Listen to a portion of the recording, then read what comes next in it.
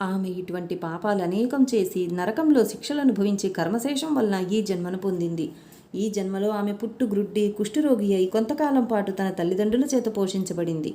వారు మరణించాక దిక్కులేక ఆకలితో అలమటిస్తూ ఒక శివరాత్రి నాడు అందరినీ భిక్ష కోసం యాచించింది. ఆనాడు అన్నమెవరూ వండరు గనక ఆమె చేతిలో కొద్ది మారేడు దళాలు మాత్రం ఉంచారు. అవి తినడానికి పనికిరావని తలచి ఆమె వాటినన్నింటినీ జారవిడిచింది. ఆ బిల్వమంతా ఒక లింగం మీద పడింది. అదే ఆమె చేసిన శివపూజ. ఆ రోజంతా తిండి లభించినందువలన ఆ రాత్రి ఆమెకు నిద్ర రాలేదు.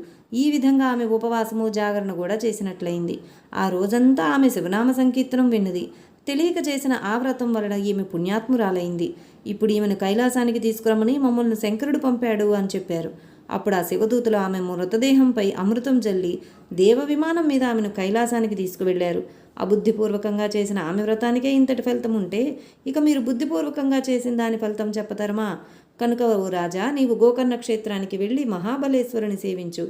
బ్రాహ్మణి శాపం నుండి విముక్తుడు అవుతావు అని గౌతమి మహర్షి వివరించారు.